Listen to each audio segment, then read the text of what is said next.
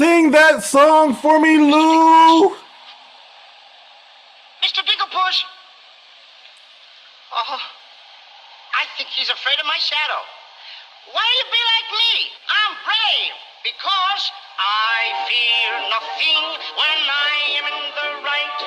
Whoever pushes me around will find me full of fight. I fear nothing when I do nothing wrong, and so I toddle on my way and sing a merry song. Ow! Thank you, Lou. Thank you. This is the gospel according to Mark with a C. He is I, and I am he. Just taking some time to tell you exactly what's on my mind. Thank you for joining me once again, my friends. I hope all is well with you. Guys, remember to hit the like. Make sure you remain subscribed. If you want to contribute to the channel, there is a super thanks feature on each and every one of my videos. I appreciate everyone who gives or has given. Now, guys, we are going to talk about Black Panther. Now, I know some of you, you're like, Mark, another Black Panther video? It's been like 5 years, Mark. You've got to let it go. Well, listen, while I appreciate your frustration, you got to understand what this is. This is a no child left behind situation. Whereas I am grateful for all of you who understand the basic concept of recasting a role. There are a couple of us in the class who are a little bit slower, and I don't want to leave them behind, and they don't get it, okay? These are primarily my own black men, okay? Nobody argues against recast T'Challa more than black men. I don't know, I love them, so I don't just want to leave them, okay? So we're all in this together, okay? Like I said, I appreciate everybody who understands this, but until some of them, now I know we can't save all of them, right? But until some of them who I do recognize have potential to understand what I'm talking about, until they catch up with the rest of the class, unfortunately, we're stuck in this pattern, okay? So I want to get into this, guys, especially since this is 59 years of T'Challa, Black Panther. 59 years ago, Black Panther was created by Stan Lee and Jack Kirby. 59 years ago, longer than most of us have been alive, okay, myself included. And it is a historic character, as it is the first black superhero in Marvel Comics. Debuted in the Fantastic Four, and it's been 59 years. So I want to take this time, like a lot of my brothers are doing today, to contribute to this knowledge and this awareness. Being that I've been talking about this now forever, it's been a very long time. I was the first person to do a video about this the day that Kevin Feige announced that they would not be recasting T'Challa. I said it was wrong then. I believe that it's wrong now. Okay, so I want to proceed with this and give you another strong one to consider. Okay, I might not be the the first and foremost voice in this. People like to give it to E-Man, and that's fine. Whether it's E-Man, whether it's your favorite white creator, because I know some people were concerned about white people talking about it and stuff like that. Listen, as long as the message gets out, that's what's important. Okay, so I just like to say it because it's true that I was the first person to do a video about it, but because, people act like I'm brand new to this. But anyway, let's proceed, shall we? Now, I want to start with this, guys. Do you guys remember at the end of the original Black Panther movie in 2018, the very end, when they show us the outreach center established by T'Challa Black Panther? And it's an outreach center, and it's supposed to be symbolizing T'Challa's willingness to share the resources of Wakanda with the world. This is something that they did because they left Killmonger in Oakland, California, and that kind of like twisted him up and all that stuff. So it was kind of an awakening for Black Panther T'Challa. So that's what they were doing, right? And that concept was a very interesting concept, and it is interesting in that for the black community who was watching Black Panther at the time. And you know, black people, right? We like to take ownership of things. And even though Black Panther was created by two Jewish men, Stan Lee and Jack Kirby, the black audience, it resonated with them so much that, you know, we take ownership of these things. You know what I mean? It belongs to us. No other person can dress up as Black Panther except black people on Halloween. You know, it's like, it's ours. So they saw the Outreach Center, and probably to the MCU and Disney's dismay, a lot of black people started getting ideas about, well, if this is supposed to be about black people and it's supposed to be uplifting to black people, they started thinking all this money that got made from this Black Panther movie. Now, keep in mind, it made over $1 billion in large part to black people coming out and supporting it, right? They were like, all this money that's being made in the movie they did in Outreach Center, well, how much of the profits of this movie are going to the community that on screen it claims to care about, right? Like Chuck D famously said in Shut 'Em Down, he says, I like Nike, but wait a minute, the neighborhood supports, so put some money in it. At the time, he was questioning Nike and all the money that it made because, you know, black people, we love our Nikes, you know what I mean? So you're making so much money off of Nike, does Nike give back? And so the question was, you made so much money off the black community in Black Panther, well, are you going to give back, right? So that became the question. And I'm sure that was something that was a little bit disheartening to Disney Studios and the MCU, because I'm pretty sure they weren't trying to give shit back, right? So I got this old article here, right? And this is from 2018, you know, when the movie came out. And it deals with this, and it might explain why they actually had to kill the momentum of the Black Panther franchise, all right? Now, I want to read to you what's going on here, and I want you guys to pay close attention, okay? So this was in NBCnews.com, 2018. Black Panther marks milestone in black culture's impact on Hollywood. African Americans are treating Black Panther as both holiday and policy proposal, setting it up to affect Hollywood and culture beyond box office returns. Now, guys, you need to pay attention to this, because there's a lot here that I want you, that I need you, that I'd like you to think about, okay? So it sets it up, and it says here, let me see. When the Marvel superhero movie Black Panther opens this Friday, keep in mind, this was back in 2018, there will be an African drum ensemble greeting patrons as they enter the Southside Works Cinema Theater in a post-screening Afro-futurism themed party at the Ace Motel or Hotel.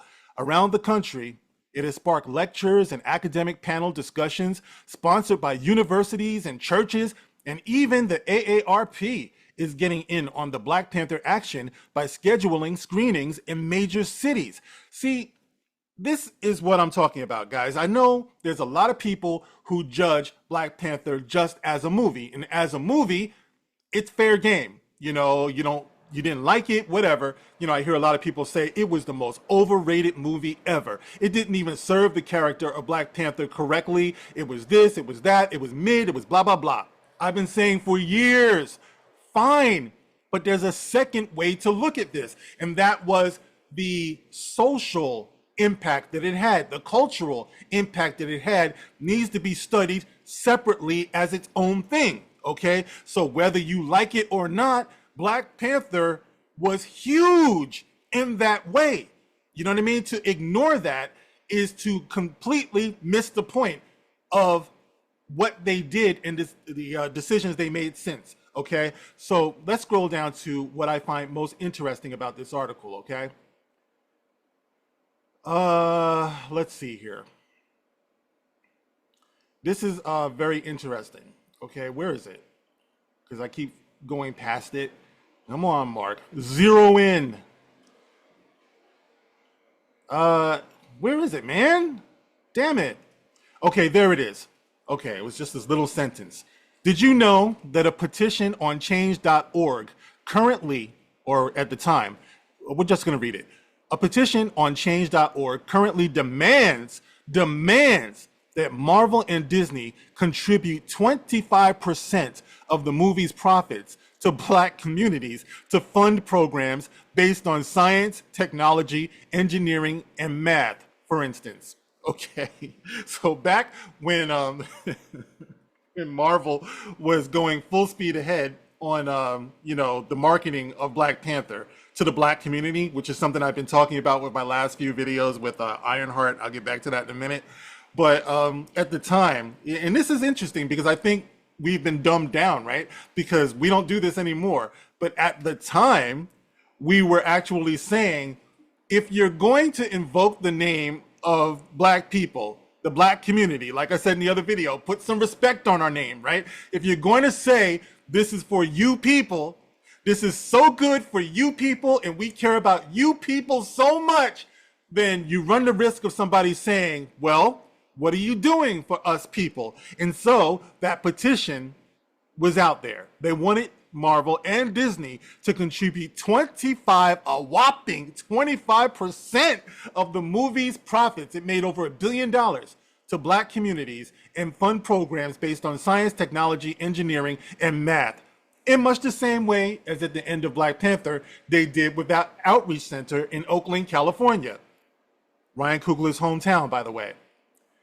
As Black communities across the United States continue to grapple with issues such as gentrification, police brutality, and substandard living conditions, we cannot continue to recklessly support these conglomerates, allowing them to profit off of us without demanding something more than just their products in return.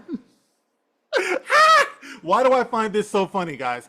Because that's what my last couple of videos are about. It's interesting because we got a whole bunch of Black people, you know, those special Black people in the back of the class, No Child Left Behind, those special ones in the back of the class who are just like, all we need is Ironheart. That's all we need. Yeah, if we don't accept this, they won't give us anything. I support it. The question is, are they supporting you? 7 years ago, it seems like people knew this, right? It blows my mind.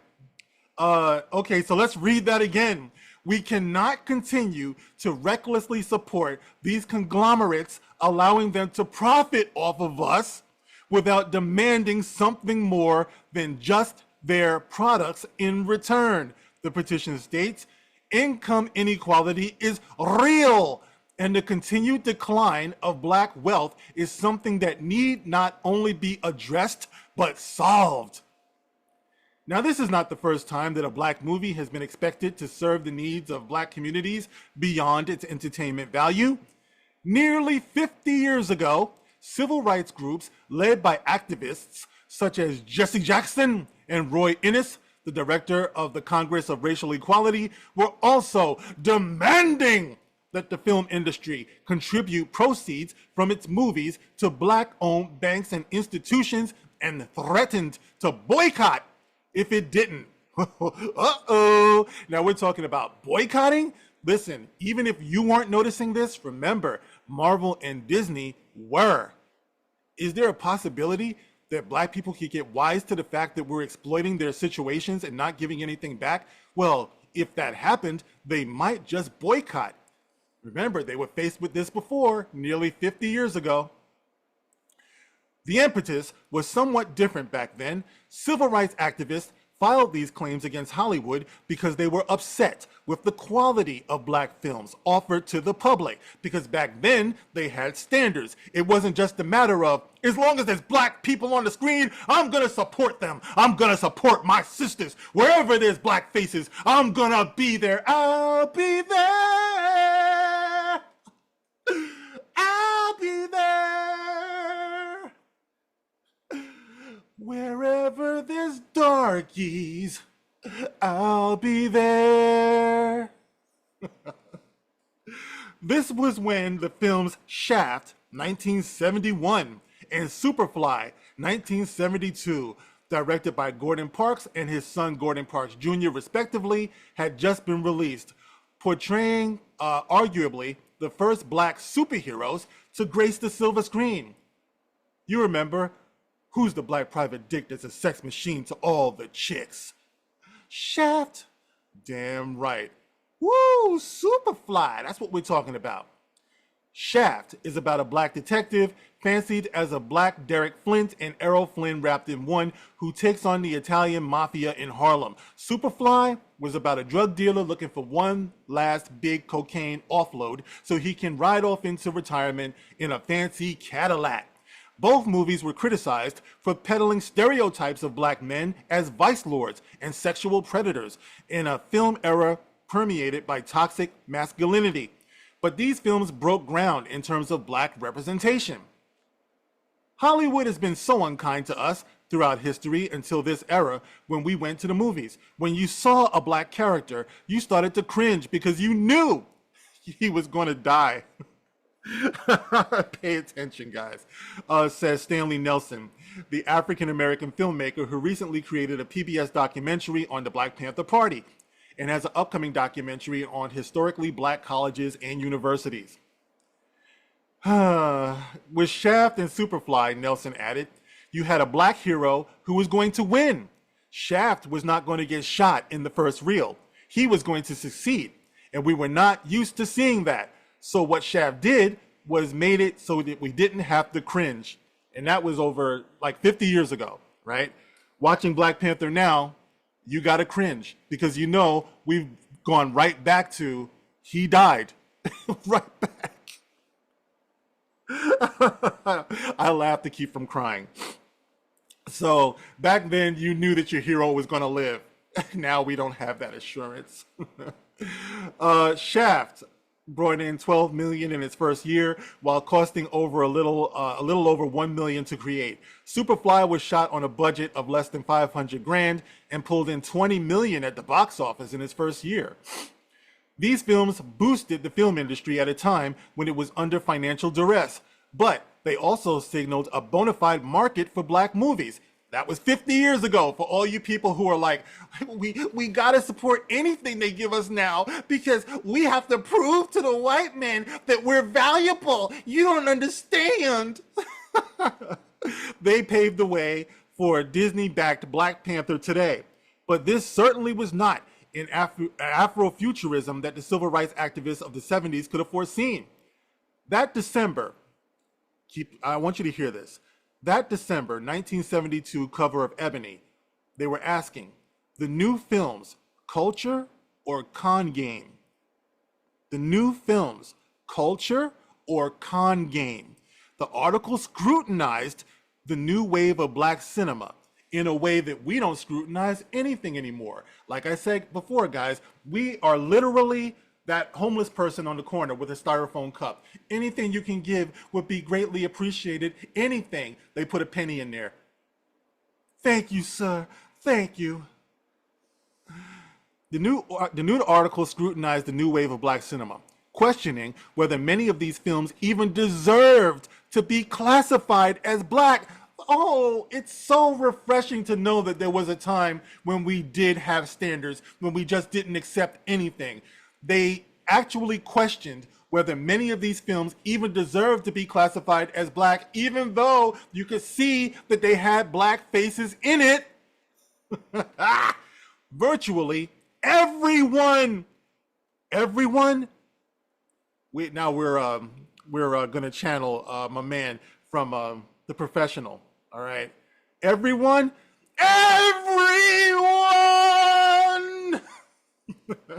Virtually everyone quoted in the article leaned heavily towards calling them cons. Okay? Are the new films culture or a con game? Nearly everyone quoted in the article leaned heavily towards calling them cons.